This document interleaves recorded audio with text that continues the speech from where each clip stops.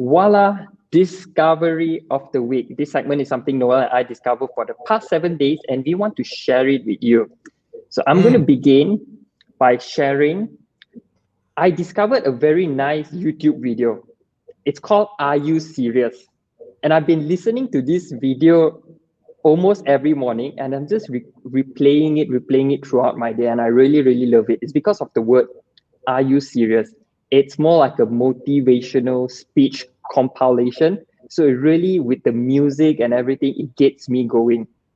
And one of the quote that I love, it says, don't wish it is easy, wish that you were stronger and better.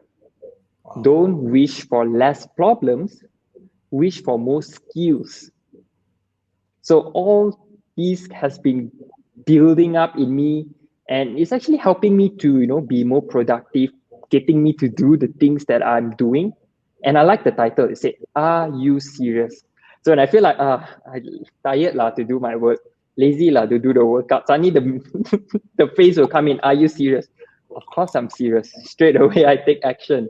So I'm going to share the link on the comment section in Facebook. So head over to Facebook right now. I'm going to paste it there, and then you can watch the video whenever you want. So that's my discovery of the week. It's about 10 minutes. Right. That's 10 minutes. Everybody, if you can spare 10 minutes, that will change the trajectory of your life for good or for the next few weeks. You can spare 10 minutes. Everyone has 10 minutes. Just do it. That's great. I'm gonna watch this video. Alvin, I've never heard of this before. But if you're saying that what it did for you, I'm actually gonna watch it right after this show. Fantastic.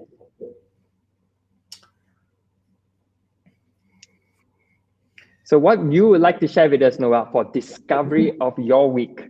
So I actually told everyone last week, I'm going to share what I'm going to do this week, which is I told everyone about my coffee. I said mushroom coffee? Well, if you were here last week, you would remember. So the thing is this, I bought this thing of iHerb. iHerb is an awesome place to buy things online. It's not a sponsored post. They don't pay me anything. So I wish I can show you a full packet, but I can't because I finished all of it. That's how good it was. I finished it. Okay, it comes in these little boxes. Little box. Can you see it? Right. So it says, there we go. The brand is Four Sigmatic coffee latte mix with lion's mane. It says think, and that means it's for the brain, and I'll get to that shortly. It's got 10 packets. Your brain's best friend. Blah blah. Tastes like coffee, not mushroom, which is huge because people often wonder, like, I want to drink coffee. I don't want to drink mushroom. Yeah, it doesn't taste anything like mushroom. It's very pleasant, and it's only 25 calories. It's got some seed ingredients there. Can I go? This is great. Got some coconut milk. It's dairy free, lime. But the main thing is really the lion's mane extract. And it comes in a little packet like this. So I saved this for you all. This was the last packet. I saved it because I knew I need to show them for the show, and I finished everything. So the little packet here, you mix it with your hot water, and it's been great. I drink it because I love experimenting with stuff, right? And lion's mane is a mushroom. And it's a mushroom that it's supposed to help with your brain function. It's supposed to help improve productivity, your focus, and overall well-being.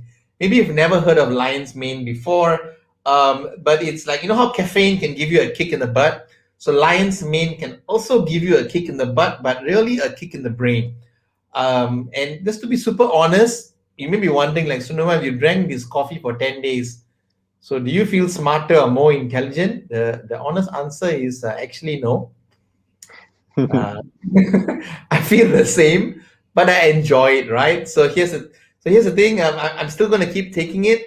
I finished my little coffee, but I enjoyed it. The first time I drank it, I didn't like it, to be honest, right? The second, third time, then that's when I realized that, okay, the taste kind of grew on me.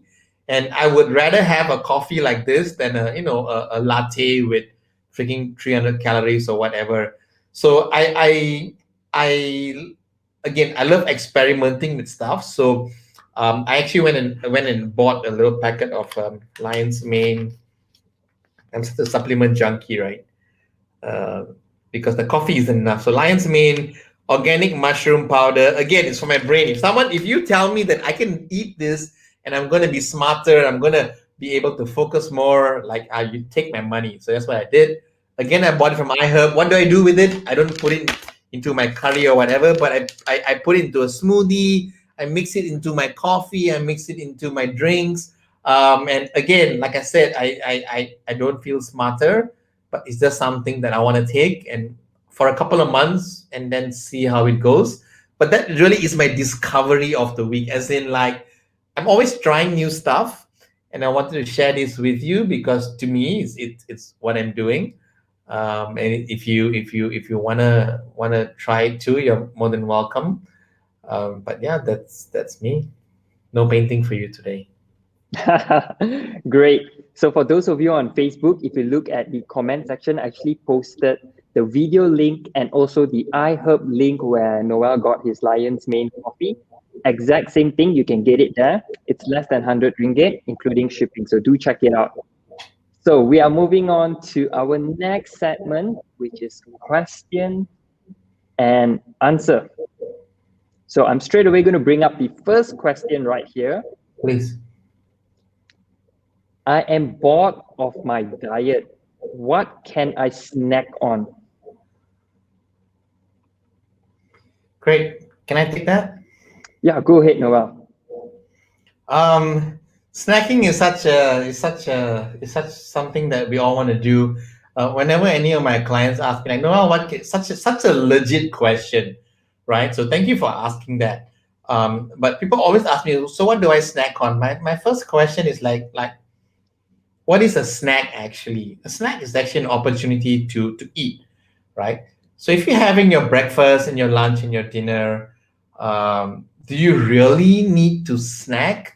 I think a lot of the misconception about snacking comes from reading a lot of bodybuilding magazines, which tells you that you need to keep snacking, you need to keep eating every 2 to 3 hours to keep your metabolism stoked and your metabolism burning. But the danger with that is that you might tend to end up eating too much. So coming back to your question, I'm bored. What can I snack on? I want to kind of reframe your question and ask you, really, do you really need to snack? Because if you're hungry, maybe it's because you didn't eat enough for breakfast. Maybe it's because your lunch was too small, right? Maybe you're so conscious about your weight loss that your meals are so small that you're depending on the snacks. Now, nothing wrong with snacking, but the danger with snacking is that, again, I'm speaking from experience with my clients, is the danger with snacking is that when you snack, you're not going to reach for vegetables and protein and healthy fats. We don't snack with that. When we snack, we reach for chips, we reach for a sandwich, we reach for desserts and treats and biscuits. So when you start to incorporate snacks into your routine, it's not a bad thing, but the tendency to eat the wrong thing becomes higher.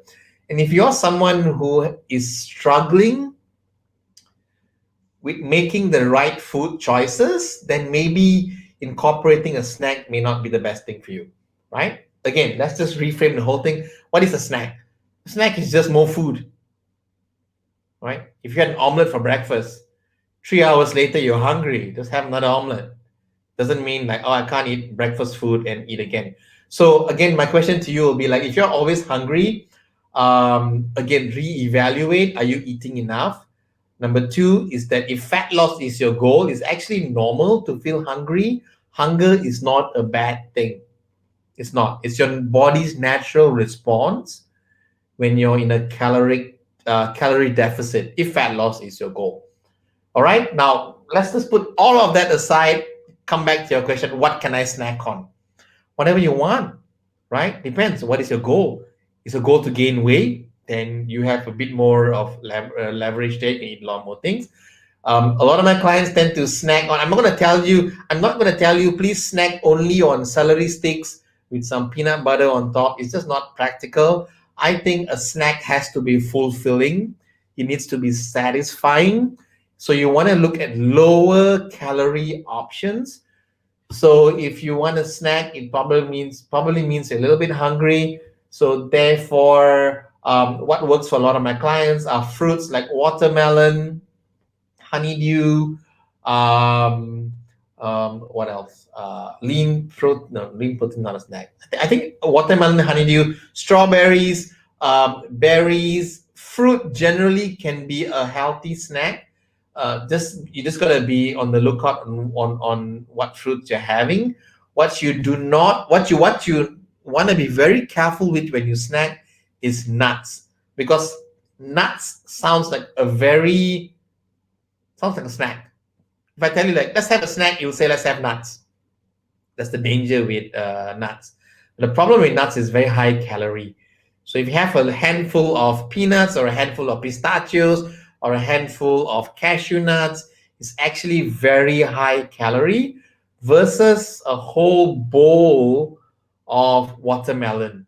You can eat the whole thing, you'll be stuffed, you'll be satisfied, and it's like a quarter of the calories that you would have if you were having nuts. So fruit is a good option. Just be careful with the nuts. And you know what? There's there's no rule to say you can't have the same thing you had for lunch as a snack. So for example, if you had some rice and some veggies for lunch and you have leftovers at 4 o'clock, you're still hungry, just eat the same thing. No one says you can't, right? So just reframe the whole thing about meals.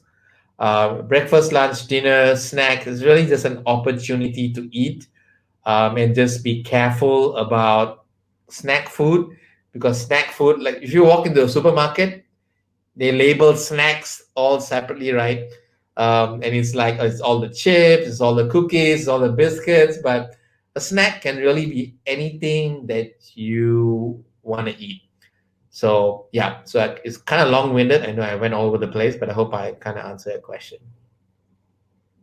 Oh, I think it's great, Noel. I think you covered the essence of board of diet, and then you also put in a variety of strategies on how to, go around snacking. And I'm just going to leave it as that because you covered Okay.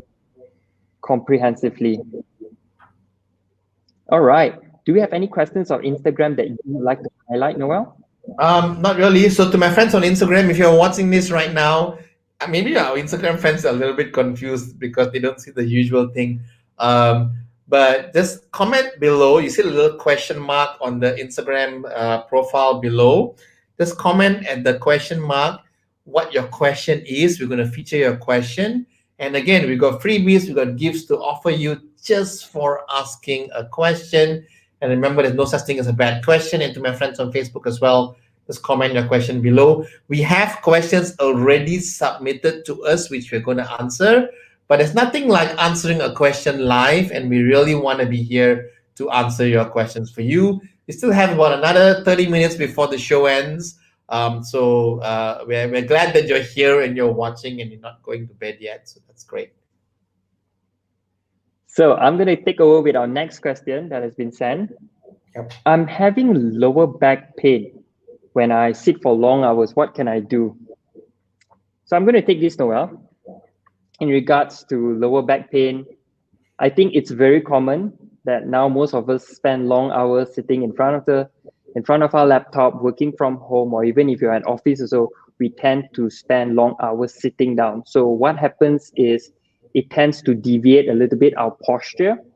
When you have pains all around, you want to be able to see what kind of posture you're at. So one simple thing that I test with clients is actually just stand upright against the wall with your head, your hips, and your heels touching the wall.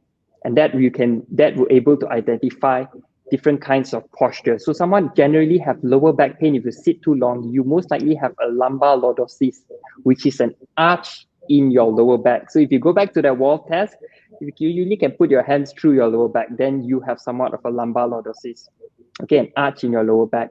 So you want to maintain good posture throughout your daily life in any activity that you do. That includes sitting down. So when we are sitting down, you want to make sure that your shoulders roll back and down, your hips is tilted forward a little bit to make sure that you have a neutral spine.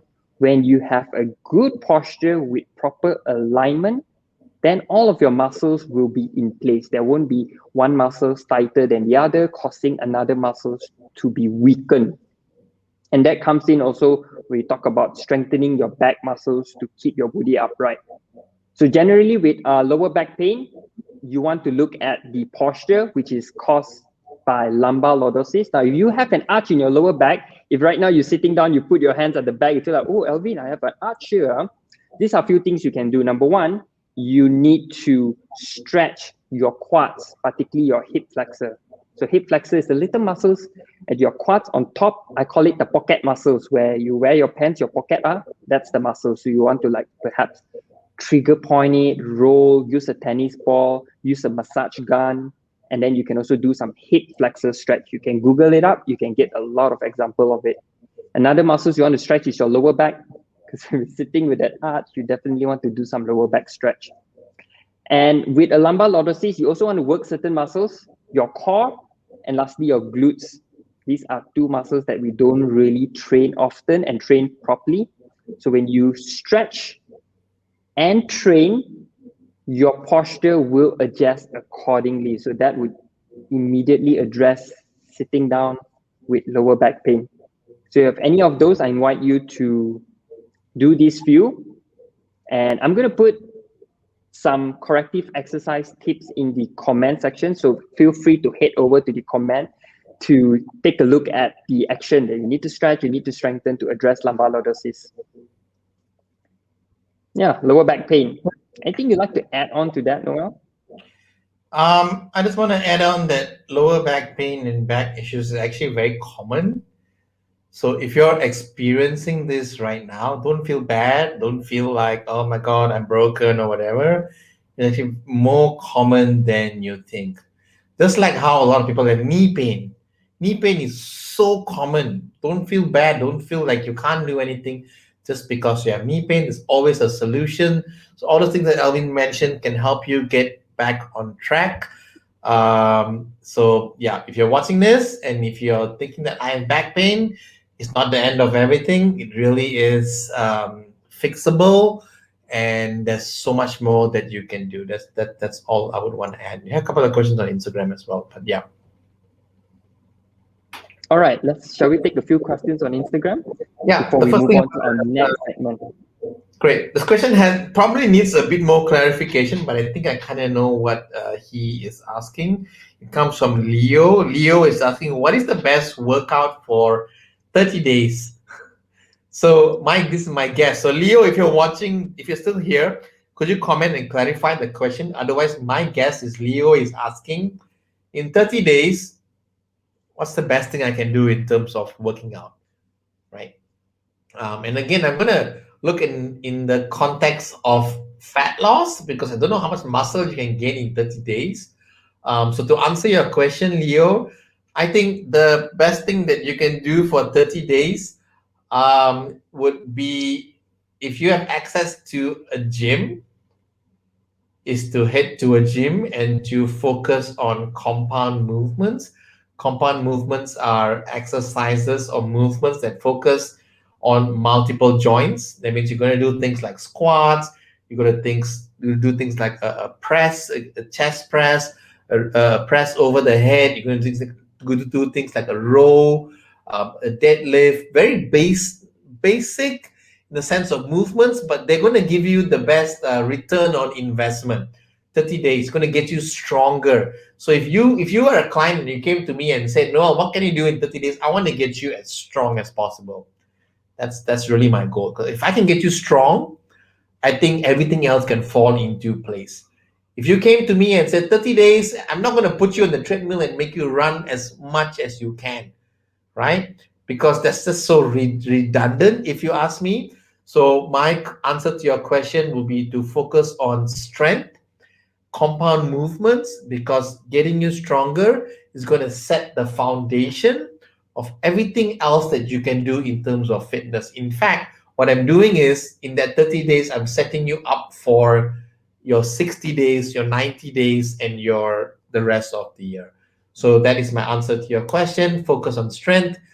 Don't get on the bike and cycle for hours every day. Don't go out running every day. Access to some weights if you have. Now, what if you don't have access to weights? The gym is closed, lockdown, whatever. Then focus on a strength program. A strength program doesn't necessarily mean you need weights. You could do body weight. You could still do your squats, do your push-ups, do your rows. There's so many movements that you can look up. If you need help in that area, if you need a program that you can follow, reach out to me because you asked the question. Therefore, technically, you're qualified for my gift of doing my live stream classes. But I hope that kind of answered the question. And if everyone else watching this also, if you're wondering, like, okay, lah, lockdown, lah, whatever, lah, there goes the gym, there goes everything. What can you do for the next 30 days? My invitation to you is this. Can you get stronger? Can you focus on one thing to be better at? Maybe you've never liked to do squats. Can you focus on that one thing? Because I just really think that it will carry over into all those other things that you want to work on. So that's my answer to that question. Alvin, anything you want to add on to that? 30 days, what can you I, do? I would just like to say that use your 30 days to build something that you can sustain later on. Yeah, it's not so much on the bigger picture, it's what you can do consistently. And even right now, if you the next 30 days, you're going to be at home, I invite you to do something that is really small, that when all of this happens, it still maintains in you. You know, the last thing you want to do is go all out and overtrain. And what happens will lead you to burn out and you find yourself struggling to match or keep back to that pace. You always will wonder, last time I that 30 days I go all out. Right now, I don't have the time, I don't have this. You can never match that back. So you are setting yourself up for failure or disappointment in the end. So these 30 days, if you're just starting out or just want to begin something, I invite you to really start small and build on that momentum, which is really, really important to set a very realistic goal so that you can have more success after 30 days. Yeah. Okay, any more questions from Instagram before we move on to our There next are segment? a couple, but I think let's just move on to our next segment before we come back to those questions. Lovely. So our next segment would be show and tell. When Noel and I are going to show you something and we're going to tell you a story about it.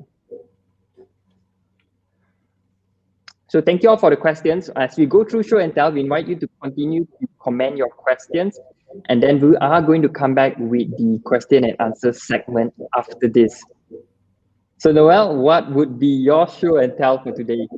Yeah, I wanted to do a show and tell about my protein bars, but I thought I will highlight it on something else.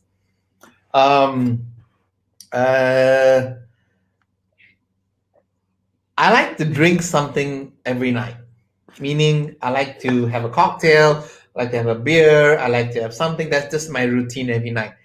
But my solution to not doing any of those, because it's not the healthiest thing ever, is to opt for some sort of sparkling water or something with bubbles, and that's always been my solution, right?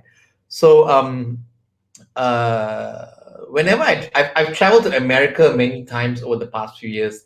Whenever I travel to America, I stumble upon this drink. It's called I hope I don't get it wrong. It's called La Croix. Okay, it's sparkling water, but it's flavored with essence. That means there's no sugar, zero sodium, zero everything. It's 0 calories, but it's sparkling water with a hint of lime or a hint of watermelon or a hint of berries, right? So it's technically you get to drink something that kind of satisfies you, no sweetness, nothing. It's got bubbles, it's got whatever, and it's 0 calories. So I love drinking this, but I could only drink it whenever I was in America. But 2 weeks ago, I discovered that there's this. I tell everybody now it's gone now, right? So there goes the secret, right? So please don't buy everything because I still want to buy. So to my friends, this is a honest, true secret. This is a sparkling water that's not available anywhere else in Malaysia. But I found this supermarket that is in Kenny Hills, which is in Bukit Tungku. And I heard they're opening another branch. It's a new supermarket even. It's called QRA. QRA is a new supermarket. You heard a Jaya Grocer, Village Grocer. There's a new supermarket called QRA. The only branch right now is in Kenny Hills. I think they're opening one in Damansara Heights in a couple of days. And they carry this very exclusive, my favorite thing ever in the whole wide world. It's called, my green screen is doing it. Oh my gosh, you can't see it, right? So it's called, there you go, La Croix, CROAX. There we go. That's the can. It's sparkling water, 0 calories. It's like 3 ringgit a can, which is awesome because if you go to America, it's like $1 or something, which is like 4 ringgit. So I don't know how they get it so cheap. I have like 2 crates in my house, which I bought in advance to prepare me for the pandemic. Um, but that's my little show and tell. As in, like it's not just about the drink, but a brand new supermarket that's just really cutting edge. I wish one day I will go in there and take some photos or whatever. And they even had a self-service checkout, as in, like, again, just like in America. If you've been in America before, you can buy 5 things. You don't have to talk to the cashier. You go out, you scan your own things, and you put your own credit card, and you walk out of the store. So QRA actually has that, and it's great because especially now with the pandemic, you don't want to mingle with people. So you buy all your things, you bring your basket there, you scan your own things, you pay, and you leave. So maybe I'll put a link on the Facebook page. Just don't buy these drinks until finished. Just buy a few, okay? Just buy a few. Don't buy all of Don't. them. But that's my little show and tell. It's my favorite thing ever in the whole wide world. In America, they have a lot more flavors. Here, they have only like 2 or 3. But it's great because I just love the bubbles. I love the feeling of bubbles running down my throat. And the fact 0 calories, and it's not champagne, it's not alcohol. I just think it's great. That's it. That's my show and tell. And next week I will tell y'all about my Quest bars, which I buy by the box. By the way, so that's next week's show and tell. I can foresee a lot of sponsors in the future, Noel. We got water, we got Quest Bar, we got this, we got Great. that. Just reach out to me, please. So the supermarket and the water, the details are in the comment section on Facebook. So if you just go to the comment section, see all the comment, it's there. Check it out. Not to worry, Noel. I'm on different district. I can't cross over right now to get them.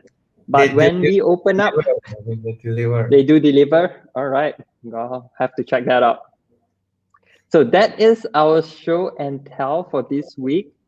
We are heading back to our Q&A segment. So if you have any questions, we invite you to continue to comment your questions. We have about 10 to 15 more minutes, and we will dive straight. What's your show and tell? What's your thing? Oh my gosh! I was so excited and I forgot. What are you doing? Oh, another painting? What happened? 10:45 and Alvin is losing off already. So this is so this is a Polar Verity Sense. It's actually a heart rate tracker. Okay, so we have heart rate tracker that we wear on our wrist. We have heart rate trackers that we wear on our chest, which is a chest strap. This, you put it on your bicep. So you actually put it on your bicep. Yeah, and you can do your workouts, you can do your runs with it.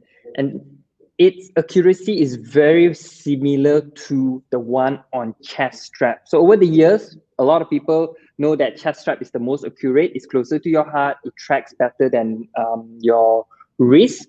Now, chest strap, not all of us are comfortable putting a chest strap on and working out and doing our runs, especially our females. So Polar just came out with this about a month ago. And this is something that you wear on your arms, really comfortable, very easy to just put in and out.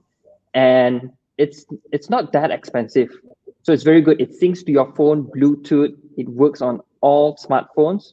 So you can check it out. It's called Polar Verity Sense. So I actually used this for my runs a few days ago, and it's very accurate. So I got this and the chest strap similar. They measured the same thing, and it's very comfortable. Just small little one. You just put it in your arms. You can adjust, and it Like, tracks your heart rate. so when you say it's not very expensive, so how much is it actually? It's 499. Okay, it's cheaper than a 2,000 ringgit Apple Watch. Oh yes, yes. Yeah. So some of you may think like, Alvin, should I get the wrist? Should I get this? So if you're really looking at just measuring your heart rate, you do a lot of running, a lot of high intensity endurance work, I would suggest just get a chest strap or a pure heart rate tracker, because that's going to give you the best accuracy in terms of heart rate, because that's what it only does, heart rate.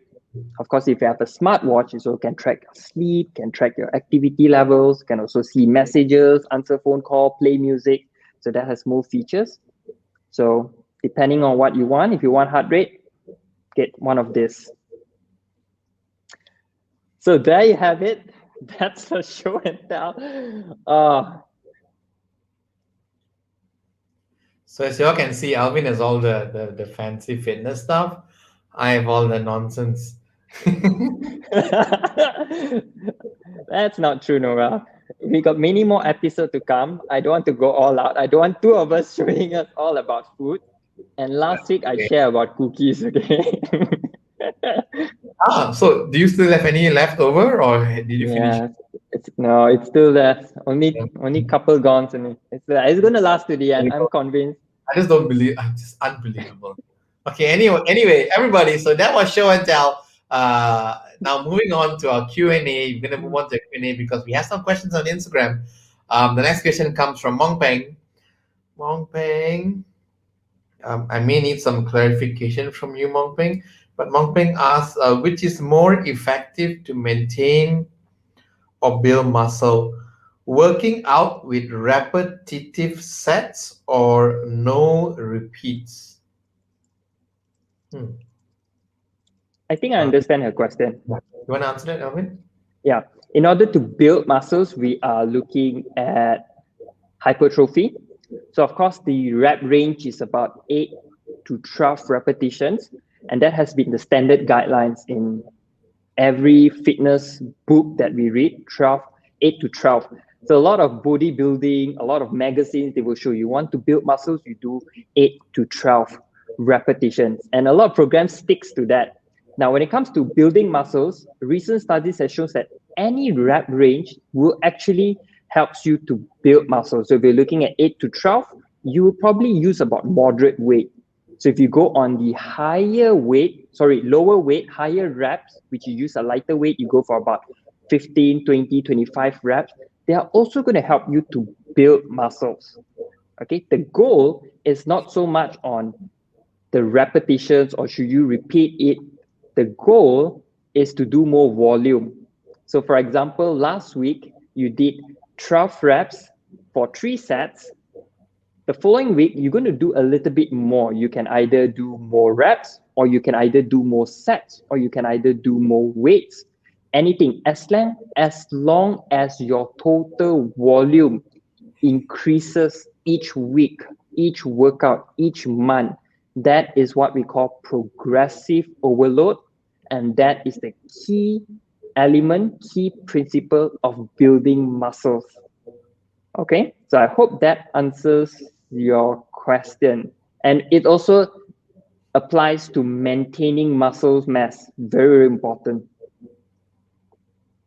Great. I'm sure you did. Awesome. We got another question on Instagram. This one comes from Vanita. Diets are important, but do they differ based on the needs of nutrients versus age?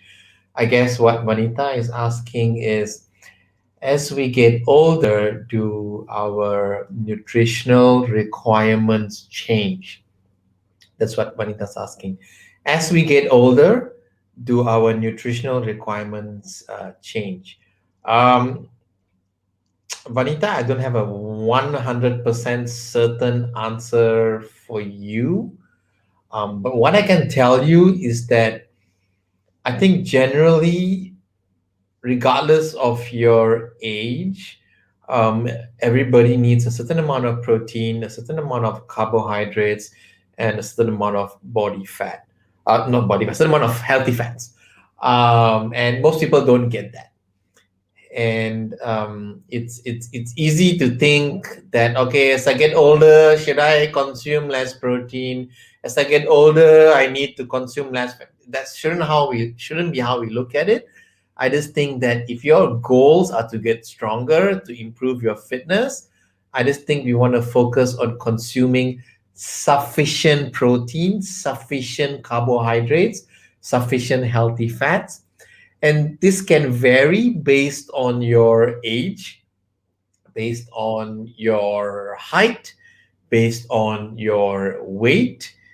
And there are formulas that you could look at, but I would rather post a resource for you on the Facebook post of this show, which will give you a guideline. So, Vanita, I know who you are. You're a member of our gym. If you've seen the precision nutrition plates, which tells you what should your breakdown be before a workout, after your workout, you kind of get the idea. Notice that the plate doesn't say that this is the plate if you're below 50, or this is the plate if you're above 50. It doesn't. It actually tells you this is what you eat if this is your goal and this is what you want to achieve. So to answer your question in a nutshell, generally is that I think that it doesn't change. Your protein requirements don't really change so much. um, but again, I could be wrong. So again, for all my clients, what I do is I always draw them back to the plate, the precision nutrition plate, which is there's two. One is the post-workout plate, and there's one the anytime plate, which is what do you eat if you didn't work out, and what do you eat after you work out. That's it. It's very simple. You don't have to weigh your food. You don't have to calculate anything. It just gives you a visual representation of how much protein, how much vegetables, how much carbs, and how much healthy fats. I just think that that's how we should always approach eating, and not be worried too much about I'm getting older, so I should reduce my protein. I don't think that's an issue. I know 60-year-olds who eat a lot more protein than the 25-year-olds that I know, because their goals are such, they're training hard, and that's just how it is. And if I can give you a before this, just to conclude this question, I honestly think that most people don't consume enough protein. That's just how it is. Everybody doesn't consume enough protein. Everyone could benefit from consuming more protein. Everybody can benefit from consuming more vegetables, and healthy fats. I just think that don't have to worry too much. It's usually in there somewhere. But that would be my answer to Vanita's question. Okay, great. You want to add on to anything, Alvin? Or And yeah, I will add on with that. I love that Noel shared about the macronutrients, the carbs, protein, and fat. Maybe another thing you can also consider along the way when you want to take it to the next level is to look at your micronutrients, which is your vitamins, minerals. And this, when it comes to micronutrients, it really varies through everyone. Every individual is different, but a good starting point to know if you're getting enough is to always refer back to the guidelines, like the daily recommendation, the daily requirements, like you need how many percent of vitamin A, vitamin B, vitamin C, so on and so forth. So I will share the link of that, all the micronutrients. And I would just say that if you were to eat whole food, eat your vegetables, eat your protein, all these would somewhat fall in place. For certain individual, you might need a little bit more of different nutrients. I think the best person to work with is always reach out to your dietitian or nutritionist to just fine tune a little bit. But the bigger picture would always come back to like what Noel shared just now, the macros, the carbs, protein, and fat. Eating more good quality of those would just makes all the smaller pictures, all the little things fall in place in your nutrition, in your diet. Yes. All right. Okay, we have a question here, and it's: is it okay to train every day? Can train every day, Noel? Okay. Let me ask, do you train every day, Alvin? Uh, I would love to, but no, I don't train every day. I Okay. don't. Yeah, So on the day that you don't train, what do you do? nothing. Usually those are the days, those are the days where I usually have so many other things to do besides training, and therefore I just can't train.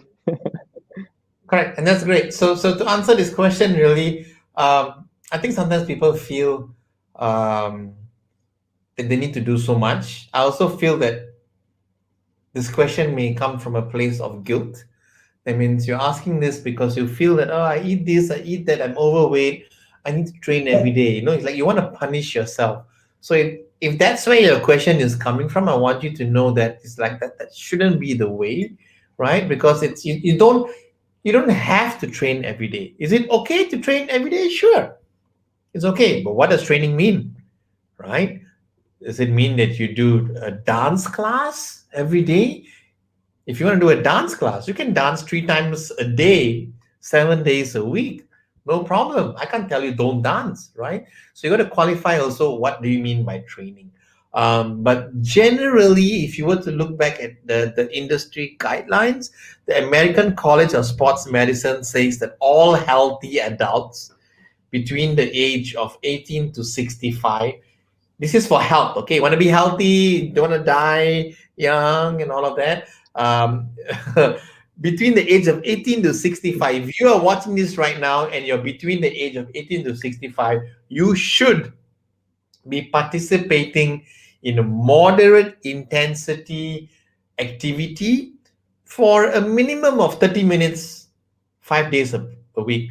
So, in 5 days a week, you need to set aside 30 minutes to do moderate work. Moderate means your heart rate goes up a little bit, you break a bit of sweat, some effort there. Okay, doesn't mean you need to push yourself until you have to crawl out of your house. That is not called moderate.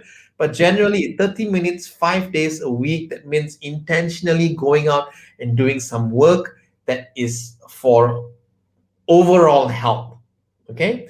Now, if you are a bit more crazier than that, you want to work harder, you can push yourself, you want to do more intensive stuff, vigorous workouts, then you can do a minimum of 20 minutes, 3 days per week. Again, most of you crazy people doing the workout stuff, intense stuff, you're doing way more than that.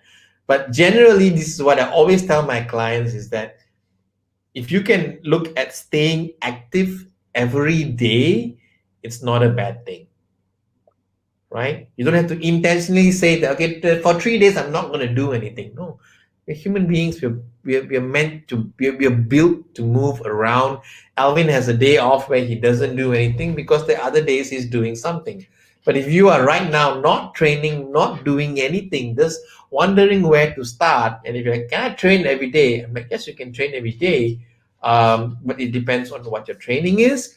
So I just think that if you're asking this question, it probably means you're already going to the gym, you're doing some hard stuff. So my answer to you really will be to like, yes, you can train every day, but you can't train extremely hard every day because you need some sort of a break. If you are feeling great every single day, you feel awesome, your energy levels are high, you are resting well, then by all means, I think it's not a bad thing. But if you are irritated all the time, you're not getting enough sleep, you can't eat right, then maybe you don't want to train hard every single day. You may want to take a day or two of a break. So that would be my response to your question. I don't know if Alvin has anything to add, but I'll just add, like, for those who have experience in training, in terms you are looking at like intermediate or more advanced lifter, like you've been lifting weights for some time, for a couple of years, less is actually more. Sometimes we think that I need to do 5 6 workout a week and that would be best. It's actually no. When my personal training clients come to me, they say, Alvin, give me a blueprint, a guidelines. I actually give them 2-3 workouts a week. They got shocked, like, what, Alvin? Why so little? The lesser you do, the more you're able to actually give your 200% for that workout. And you actually get better results out of it. You see yourself progressive overload. And I can understand the ideas that a lot of social media, we see a lot of hardcore stuff, very fast, very intense, very heavy. But looking at back, they don't do that every day. These are athletes, these are very competitive persons, The good one don't do that every day. So you shouldn't do. And the most effective is to go for your personal best or go higher a little bit in terms of intensity when you feel good. And then the rest of the day, just scale back, do active rest, do stretching. There's always something you can do. And long-term wise, you see far more success results with your training program. So I'm going to leave it at that. Great. Awesome. Okay, we got one. You got a question? Yeah, I have a question here. Is there anyone from Instagram? Because these are... Okay, then this will be our last. When is the best time to exercise? Let me take this one. Okay. The best time to exercise is anytime that suits into your schedule. Is it morning? Is it afternoon? It doesn't matter as long as you get your workout in. However, there is some benefit if you work out in the morning. The good thing is you get it done first, and then the rest of the days continue. And chances of you maintaining a morning workout is actually higher, because you get it done, and then when evening comes, you already got your workout done. So you're able to maintain that every morning as compared to I'll work out in the afternoon, and then afternoon something comes, same goes to the rest of the day. Okay. Working out in the morning is actually also going to help you to eat lesser, make you feel less hungry. Because after we work out, it actually reduce your appetite a little bit after workout.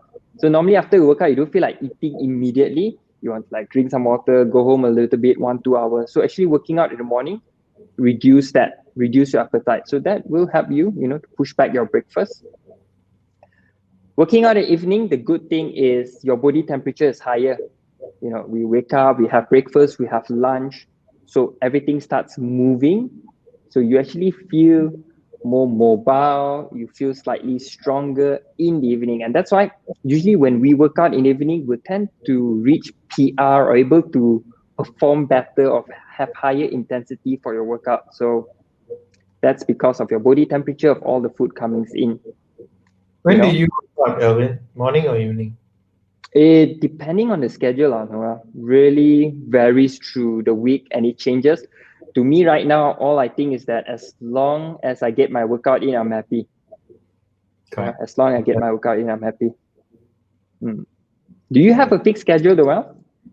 I used to like training in the morning, as in first thing in the morning and get it over and done with. But lately I found that I think I function better if I train later in the day and I focus on my work early in the morning. So I used to prioritize my workouts first. Workout has to be done first. Workout first, then I do my work, my business and all of that. But now I flipped it the other way, as in I attend to my business, my company, my staff, my team, and then I work out. And right now I find that seems to work better. But yeah, so coming back to what you said, as in anytime is fine. It's whatever works for you. So if you talked to me 1 year ago, I would have said that morning has to be the best time. But right now, if you ask me when is the best time, I will say afternoon is the best time. So it always changes, I guess, right? So you've got to be flexible.